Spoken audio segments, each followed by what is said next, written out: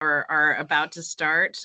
We had classes for us started yesterday, which was a great day. So we're definitely ramping up for everything that's ahead. And we're excited that you've joined us today. And also just a little plug for the ADR Institute at the convention. If you have not attended it, I really encourage you to apply. It's a great program and a great opportunity to connect with colleagues and talk about things that are important in the world of supporting athletics on our campus. If you have attended in the past, you can also apply to participate in parts of the program, and we'd love to see you at the convention as well. So my name is Eva Chargy Sutton. I'm the Vice President for Student Life and Dean of Students at Washington and Jefferson College, and I've had the pleasure of working with the Institute for several years and working with Louise and Sarah in helping to present not only today, but to provide support for you all and for your programs on your campus. So I'm going to turn it over to my colleague, Sarah, and let her introduce herself. Can everybody hear me? I can hear you. There you are. Excellent. Okay. We're having some real technical problems. Thanks, Eva. Sarah Fireherm, I'm the Vice President for Student Affairs at Washington College and also the Athletic Direct Report. I've had the pleasure of working with Eva, Louise, and Allie on any number of initiatives with the NCAA, including 4 years on Management Council up until recently, and then working with Eva on the ADR Institute, which has been a boatload of fun, and I hope that many of you who have not been to it will apply to attend.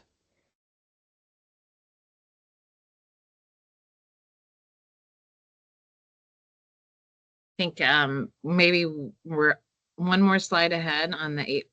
There you go. Okay. What we thought, even I just wanted to just do a quick review. I know those of you who have been to the ADR Institute, either as a returner or a first time or both, are probably familiar with these, but we just wanted to sort of catch you back up to speed on the best practices for athletic direct reports, and we'll tag team a little bit on this.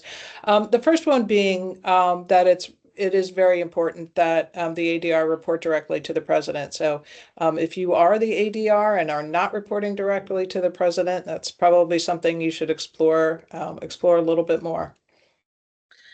Yeah, secondly, the ongoing communication with the athletic director, and this will tie in, I'm stealing a little bit of Sarah's thunder here into the third one. I think we talk a lot about the triad in the work that we do. So the ADR positioned with the athletic director and the president and being a very good conduit to communication on both ends, but also being able to interpret and share information that needs to be synthesized, I would say, from the athletic department up to the president, and similarly on the cabinet level down to the athletic director to make sure that there's a solid base of communication there. Yeah, and as Eva said, as a triad, sometimes it's really easy when you're communicating with one other person, right? But when you've got to think about the three people who are involved here, the athletic director, the president, and yourself, especially in this situation where the AD is not reporting directly to the president, you play a key role in making sure, and in many ways, you're sort of the key part of that triad and making sure that it works. We also spend time talking about the practice of engaging on campus, and that can be in a number of ways, obviously dependent on the seat that you sit in on your at your institution. For me in student affairs, a lot of that engagement is with students, being present at games, kind of being the advocate for athletics, both on the cabinet and on the campus level with faculty. Certainly in the admission space, looking at recruitment events and opportunities to engage with prospective students. And I would say on the cabinet level as well, I find a lot of my time is on the budget and advocating for resources. Some of that comes internally from the college, but in many cases it comes from alumni and other supporters as well. I think the presence too of being a visible supporter is so significant for our student athletes, to feel like the time and energy they devote and the way they represent the college is noticed and valued. Engaging the FAR or the faculty athletic rep, obviously the first and most important thing is knowing who your faculty athletic rep is. And again, if you don't know, it's an important thing to find out. I think a lot of times I actually do have a separate monthly meeting with our faculty athletic rep. And I just do that in part because I often find that a faculty perspective is something that especially the faculty athletic rep, has some similarities to my position in that they're a little bit removed enough to have some sort of more high-level strategic thoughts and impressions about what's going on. And AD, as you know, is so involved in the day-to-day, and they're trying to support, their coaches and their student athletes, and that's sometimes what the FAR and the ADR can come together and provide a little bit of that objective perspective. So that's a really important relationship. At least it is for me, and I think for many ADRs. In terms of engaging at the conference level, I think this can look different depending on where the ADR sits in the conference. And I think this is probably an area where Sarah and I have different experiences. I think Sarah, and she'll correct me if I'm wrong, has a little bit more formality on the ADR level within her conference. I will say in my conference, that's just developing now. So when I went to my first ADR Institute and we talked about kind of being involved in the conference level, I was a little bit in the dark because there hadn't been opportunities for me to do that as the ADR. I think what did happen was I had an athletic director that was really excellent at keeping me apprised of the discussions that were happening at the conference level, kind of what the hot button items were, and where he would need some guidance from me and with the president in terms of our position as an institution. Since that time, I think we've had opportunities as a conference to come together on the ADR level, and that's been really great. I think to have that colleague connection, especially as we think about the support we not only offer on our campus level, but how we can advocate for change across the conference. So I would encourage you to find ways, if you're not already engaged on the conference level, to advocate for that. Because I think it's super significant for your conference, but also for your campuses respectively. And in addition to engaging at the conference level, we talk about engaging at the national level. So there are many opportunities within sort of the NCA structure, governance structure, for ADRs to be involved. Obviously, I think the one we've already talked about and is Management Council. And that is, I believe there are still 2 ADRs, Louise will correct me, or Allie will, who are on Management Council, and again, provides that really unique perspective on Management Council that often bridges the perspectives of presidents and AD. Sometimes we kind of felt like we were sort of partway in between and could sort of facilitate those conversations. There's any number of ways beyond Management Council to get involved. Obviously, and again, if you attend the ADR Institute, we can talk about a lot of those. There are other committees, other task forces, working groups that really do benefit from the ADR perspective.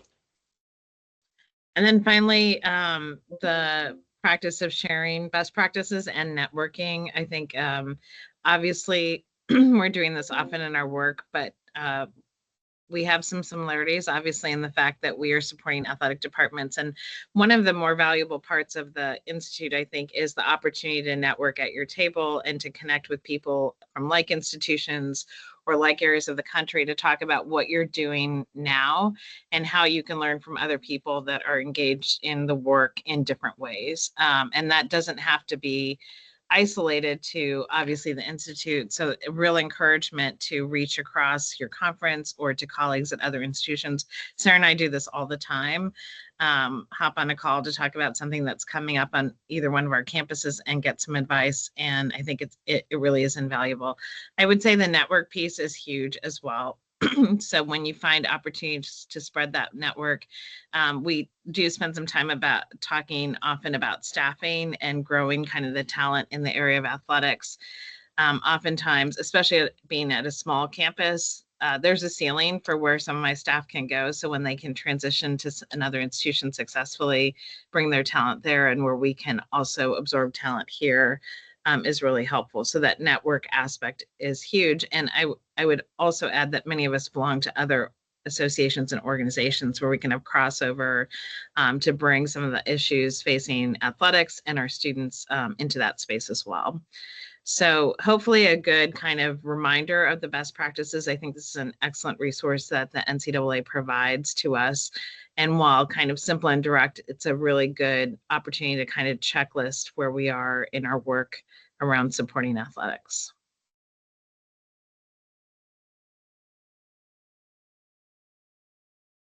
So we thought that one of the ways to kind of build out a practical application of the best practices is to share some examples of how we are working to around our triad, especially to address risk and legal issues, some of which you heard Luke talk about, and also to incorporate the best practices document that we just discussed.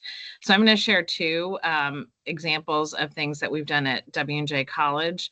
The first being with our new president this last year, we instituted a monthly athletic strategy meeting, and you can see the people that were involved. It's the president, the vice president for alumni and development, our CFO, and our athletic director, and myself. And in those meetings, it gives us an opportunity to talk about a wide spectrum of topics. So we talk about capital projects. We've talked about fundraising opportunities. We've talked about use of space and kind of the work with our board of trustees and our alumni to engage them in how they can support athletics in the best way. I think it's been really illuminating to have this kind of cross campus conversation at this level, and it allows us to really tap into kind of on a strategic level how we want to build some opportunities around athletics now and into the future. A good example of this is we had been working on phases of a capital project to renovate one of our facilities, and the last phase of it was the locker rooms.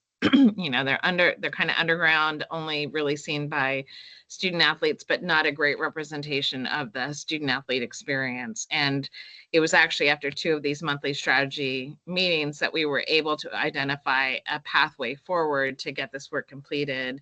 I'm really proud that this work is underway this summer, and we'll start. Actually, we won't start, but in October, we will have 14 new locker rooms for our student athletes that are kind of more current, more communal. It gives them a sense of space that we're proud of. And that really all happened by all of us sitting in a room talking about how we could tap resources, tap into funds at the college, do some strategic fundraising, and then update our plans to get to the finish line. It's also helped us think about use of facilities. So where there are facilities that are no longer needed or needed in a different way, how we can strategize on how those things will become fruitful for us and fruitful for the campus, and to identify, you know, we're not really talking about day-to-day issues, but identify opportunities to tap some talent internal to the college and other ways that are strategic for us to work on. So it's something I think has been a really good step for us. And it really doesn't take a lot of time. It's a monthly commitment, but, you know, over time, we've also grown into a cadence that has allowed us to really develop an agenda that helps us move forward. The second thing I wanted to talk about is our athletic strategic plan. And so this was actually inspired from my first trip to the ADR Institute. And Shayna Levine, who was in Portland at the time, I can't remember the name of the institution, although I should remember it, but she was talking about an athletic strategic plan she had done.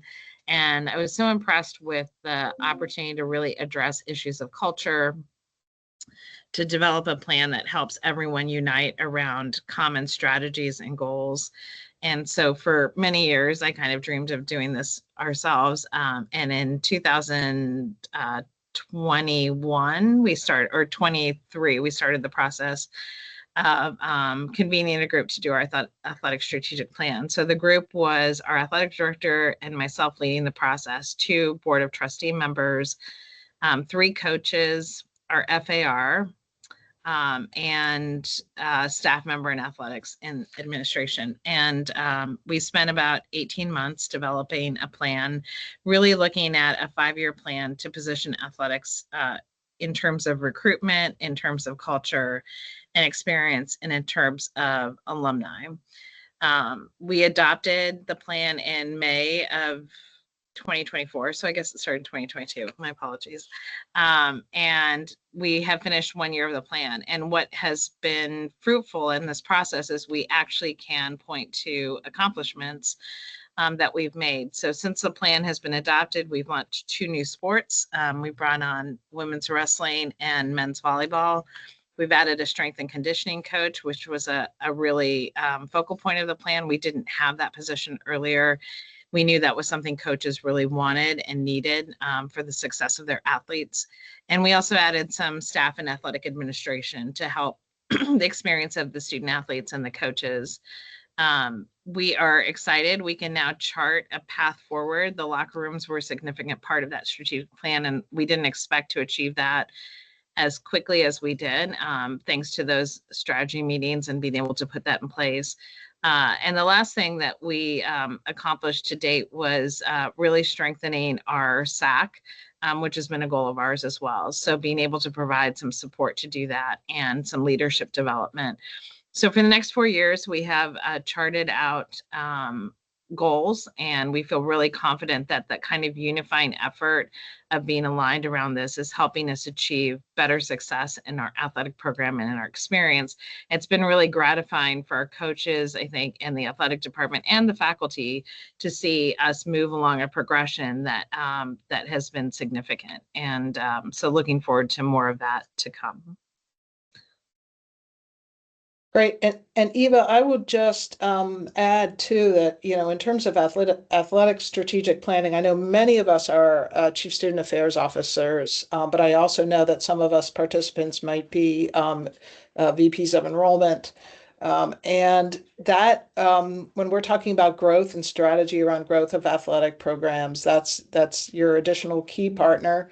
There's a lot of interesting conversations going on about how institutions like many of ours are relying on sport growth, adding teams, with sometimes some assumptions about what will happen, and really engaging your enrollment person, and really determining how that strategy will intertwine with the overall enrollment strategy. You'll sometimes find that everybody's making some assumptions that unless you're in the room together and speaking what those assumptions are, you might miss. So just a really key point about athletic strategic planning. So, and thanks, Eva, for sharing those couple great examples. I'm going to sort of wrap up our examples by circling back to some legal issues. And I'm really glad that Luke had referenced the current case involving Swarthmore College, because that's something we've been tracking. They are in our conference, the Centennial Conference, and it illuminates one of the central problems right now that I just want to talk about. I don't have an answer to it, but I know that as the ADR, a lot of times we're put in the place of having to really navigate a lot of this, like the totally conflicting legislation guidance that has come out, especially around transgender student athletes. It's been pretty mind-boggling, and I certainly understand how difficult it is. What I've tried to do here is assemble all of the relevant legislation, policy together in one piece. And then my job has been to sort of explain that to both the AD and the president. That may be your situation, it may not be, but navigating, every executive order that's been coming around has been difficult on so many things. We've been navigating all of those. But in particular, that one has been hard because, for instance, the executive order that's titled keeping men out of women's sports certainly threats withholding of federal funds to institutions that allow student athletes to use facilities or participate in sports solely on their identity. So for us, we hear that. Now we go back and we look at the Centennial Conference, which has a student athlete inclusion policy. The Centennial Conference's student athlete inclusion policy clearly states that student athletes should be able to use locker rooms and participate based on their identity. We're also in the state of Maryland. So Maryland has its own equal protection laws, and in the Maryland tends to be a lot more liberal about those policies. So then we have our own Washington College policies. So how in the world do you put them all and figure out what to do? And I obviously don't give legal advice. I rely on our college attorney as well to help us. But again, as an ADR, what might be one of your responsibilities, and what has helped me, is to assemble all these competing bits of guidance, legislation, requirements into one place, and then be able to present it to the president, to your AD, and to legal counsel and say, what's your best advice? Especially if we need to be prepared. So what if a student athlete from another institution who's a transgender woman, comes to our campus? And what will we do? Are we prepared if we have the same situation on our campus?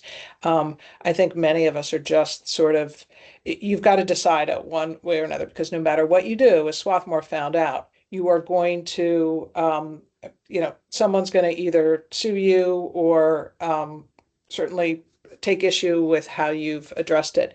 So it's really an institutional decision that you're going to have to make as an institution. And again, your role is to help facilitate that conversation and guide that conversation.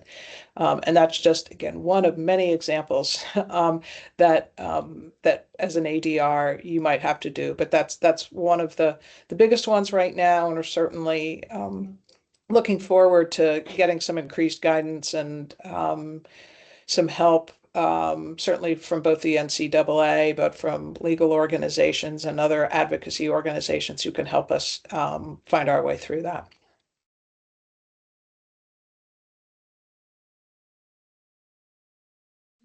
Hey, so thank you, ladies, for all of your amazing information, helpful information from all three of you today. It's time for questions, everyone. So if you have a question, click on the Q&A at the top of your screen and type away any question you have today. And we're all teachers, so we're used to waiting about 8 to 10 seconds before the questions come in.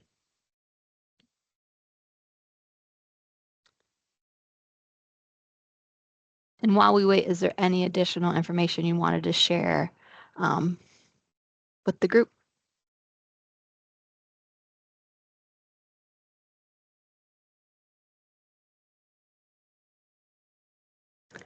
I am seeing no questions, but go ahead.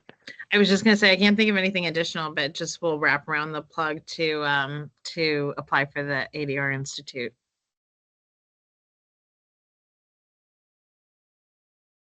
It's a great program, great networking, like you all heard in the beginning of today's session.